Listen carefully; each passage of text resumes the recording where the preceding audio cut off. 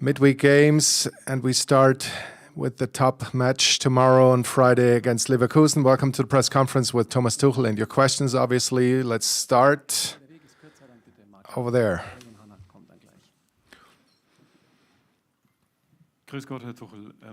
Hello, Mr. Tuchel.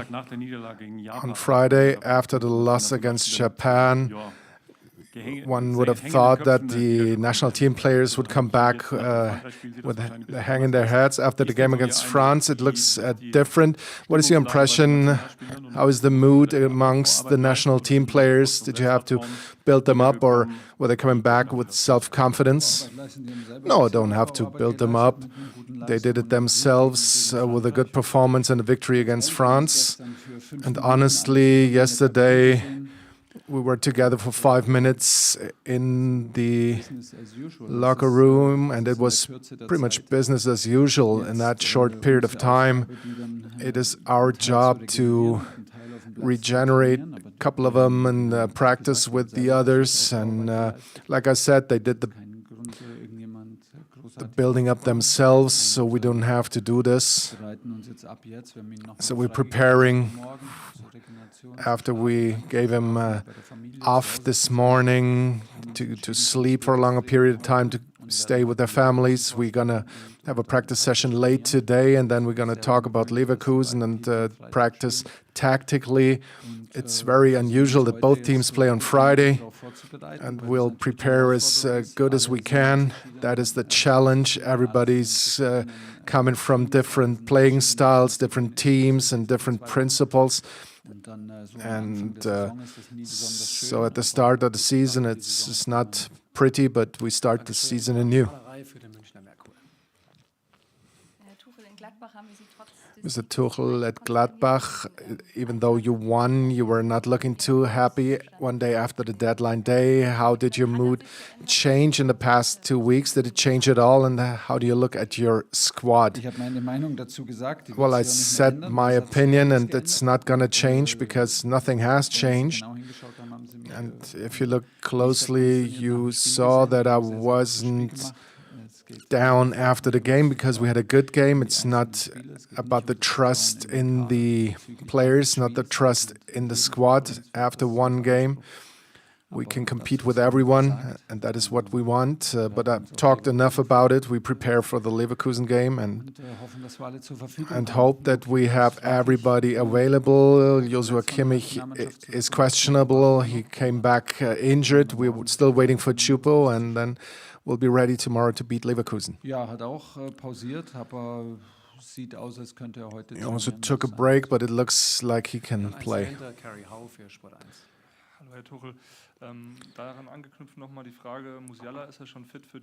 Jamal Musiala, will he be fit to play in the starting 11? Leon Goretzka, he wasn't part of the German squad. How did he present himself, and how would you rate his development? Well, Leon really got a grip and really played well at the start of the Bundesliga. He had to swallow the decision to not be part of the national team. He practiced in the small group. We were all together, and he also got a bit of rest, which is part of it. He's very positive. He's probably going to start tomorrow, and then he can make the next step in order to be part of the national team again. Jamal, pretty much the same. He wasn't part of the national team because of this injury. We planned to send him to the France game, but he's still not feeling too well. He has slight pain in his back, but he was practicing well in the past 2 days without pain, and so he will be part of the squad, and let's see for how many minutes he can play. How much are you looking forward to the game, first against second, and how strong would you rate Leverkusen? Well, they are really strong, a very good team, very good coach. They're working together for quite a while now, very stable and on a really high level. And that's why it is a big challenge, but we are looking forward to it. I'm really looking forward to it. Personally, it's an evening game, even though it's on the wrong day. But I think a night game is this right setting for a game like this. But at the start of the season, right after this first national team break, the season starts anew, and both teams started with 3 victories, and it's a big challenge, and we will be ready tomorrow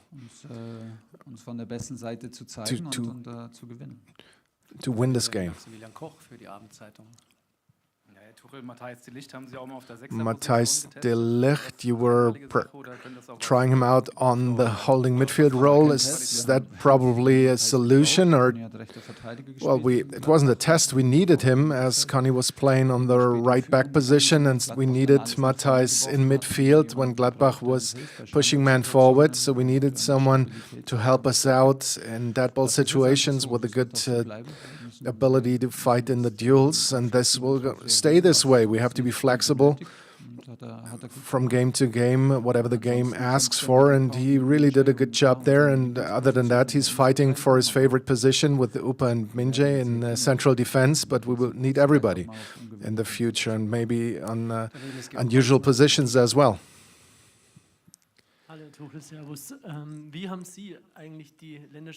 How did you see and how did you use that national team break with only a few players available? Are you talking differently to the players? Are you working with them more intensively? Were you talking to Manuel Neuer, for example? Yes, obviously, you have more time, and to say it straight, we had 2 players, Bonassar and Leon Goretzka, and on Monday Fanzi joined the team, so we had 3. We had more coaches than players. So I cleaned up my office, and that was very important, and you can use time for things that you don't have the time to do.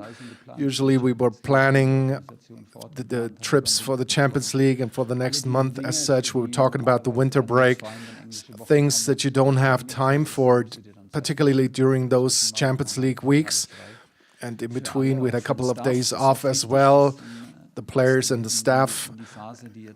And that is important, so everybody has a clear head and is really looking forward to the games leading to the winter break.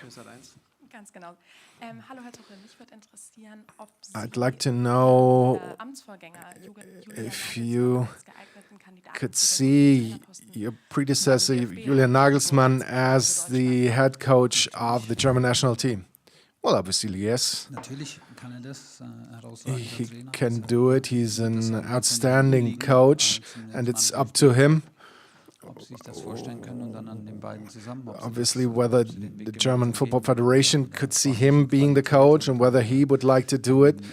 As far as his skills and know-how and everything is concerned, it's not a problem, obviously, but honestly, I'm completely uninformed about the process. I'm just focusing on Bayern Munich.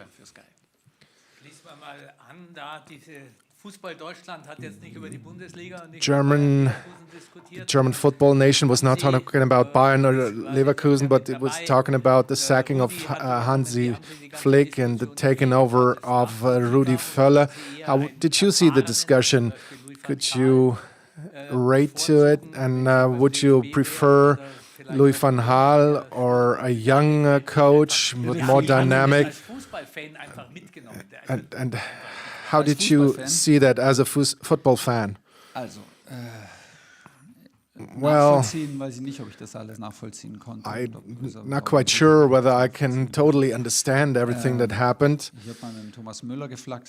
I was talking to Thomas Müller the other day after he scored the goal, and I said Thomas Müller scores and Rudi Völler's on the bench, and I was thinking, well, maybe it's a game against in Korea, but it was live, and so it felt really like back to the roots. Those are wild times, and Rudi Völler wasn't talking about Bayern of late, and I'm really thankful for that, and he's going to be thankful when I'm not I'm not going to talk about the German national team because it's not my cup of tea. And Matthias Sammer really had an impressive interview with this Süddeutsche Zeitung, and the way he saw the football, and it's hard to contradict to what he said. There's a lot to do, and it's not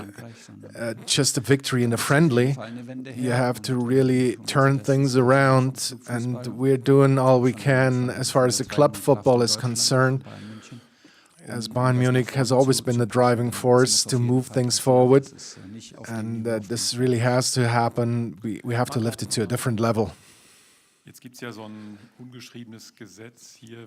There is this rule during the Oktoberfest that you are not allowed to lose, which always happens, but during the Oktoberfest it's more important. 3 home games during that time. And how is your Lederhosen game going? Well, I'm totally equipped. You probably saw that during the Paulana photo shoot. I don't need any calf warmers because I don't have no calves. But other than that, I'm absolutely ready. And I think after the Bochum game, we're going to visit the Oktoberfest.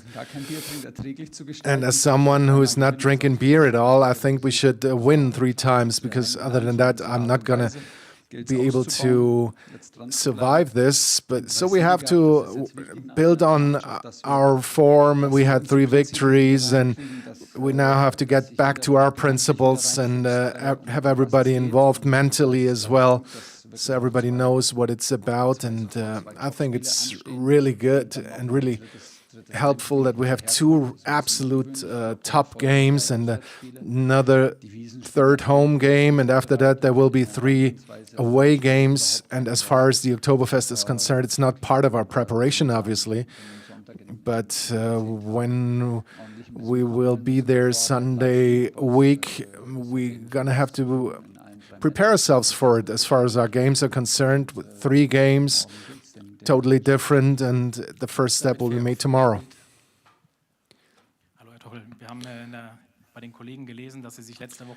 I just read the other day that you were talking with the board members. Was that important after that rather turbulent deadline day? Did you have to talk about a few topics?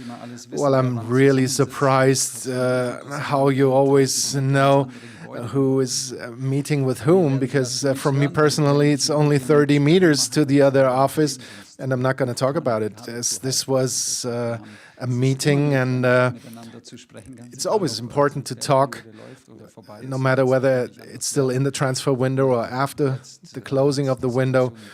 And now the situation changed, that Christoph Freund is there, so I have someone to talk to as far as the sporting things are concerned, and we'll talk every day.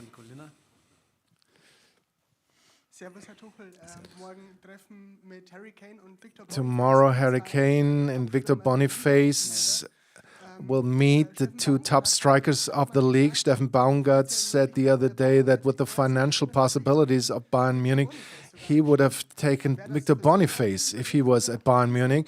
Was that also something you thought about, and how do you rate Victor Boniface compared to Harry Kane? Well, he's a completely different type of player, and it's good that the Cologne coach is thinking about our transfer period. So if we had known this earlier, we would have included him in the 9 people of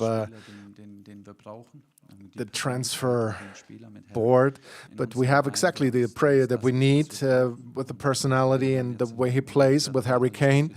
And at this time, we try to get him more involved in our game. And then this is going to be an absolute success story. We obviously know Boniface, we know his strength, we know his power, we know his physical game. He's a perfect fit for Leverkusen, but you cannot really copy and paste a player into a different team, because it's hard to predict how a player would evolve in a different team. If you compare it to the other, I know that you like all those comparing and the styles and everything, but we have the perfect striker for us, and we're more than happy with him. And as a collective, we have to be smart and have to work against the counter-attack of Leverkusen. We have to be physically strong because Boniface is their target player with long balls, and he's really strong, keeping the ball, delivering the ball. And he really had an impressive start, but it's on us to press the pause button. The final two questions. It's your first trainer duel with Xabi Alonso. You just said he's a super coach. Would he look up to you as you are the most experienced and more successful coach as such? But how do you see him?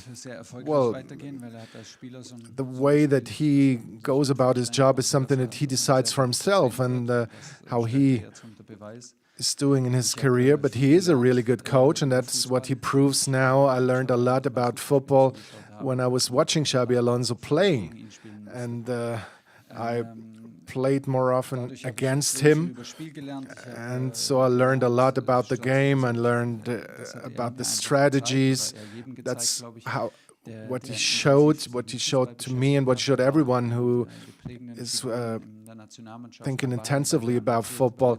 He was a really important figure in the national team at Bayern Munich, at Liverpool, in a central position in midfield.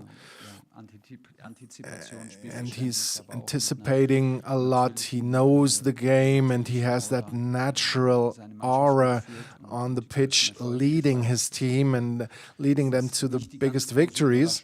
So it's not a surprise that he's an outstanding coach. I'm really looking forward to meeting him. We just met shortly when he was a player and I was a coach, and then later again. But this is continuing now on his path, and I don't think about who's looking up to whom. I'm just looking forward to meeting him, and he's an absolute top coach. Let's talk about Manuel Neuer real quick. A couple of weeks ago, they said that maybe he will be back after the national team break. Is he really that far? Is it about the next national team break? Well, maybe something in between. Manuel was really very close. Then he got bit of a problem in his calf, but it was not on his injured leg, but funny enough, or not, on the other leg, just slight problem. He's continuing with a bit of running practice, but we're trying to play it safe and not force things, and he really was pretty far with it. So next week he probably is going to continue with the goalkeeping practice, and then the week after that be in the team practice again. And I think this is pretty normal and on schedule, and we have to stay flexible. He's extremely positive, and it's just a slight delay, but we hope that he will be back before the next national team break. So one more question. So 3 different opponents in the next weeks. How can you prepare your team for it? I think the difficulty is not that those opponents are completely different, because we're used to it, and the team and the players are really open to that and open to hearing news about the opponent and about the different styles. It's more that after a long period with the national team, to switch back to your club and find back into your rhythm with the club. But once we are there in that rhythm, and once we continue to play, then things will go their way. But as far as our playing style is concerned, the tactics and everything, now Leverkusen as the first opponent, both teams started really well, who played 5 at the back most of the time. Then we will play Manchester United, who are playing differently with 4 at the back, 4-2-3-1 most of the time, with a unique style of play against Ten Hag. And then we have Bochum, and I'm not thinking ahead that far. I'm not thinking about Manchester United as well. The focus is only on Leverkusen until the final whistle is blown, and then we think about the next game. I know that my staff is further, obviously, analyzing the next opponent, but we are just working with the team towards the next game, and really nobody's thinking further and getting distracted with other opponents. So, thank you very much. See you tomorrow. Bye-bye.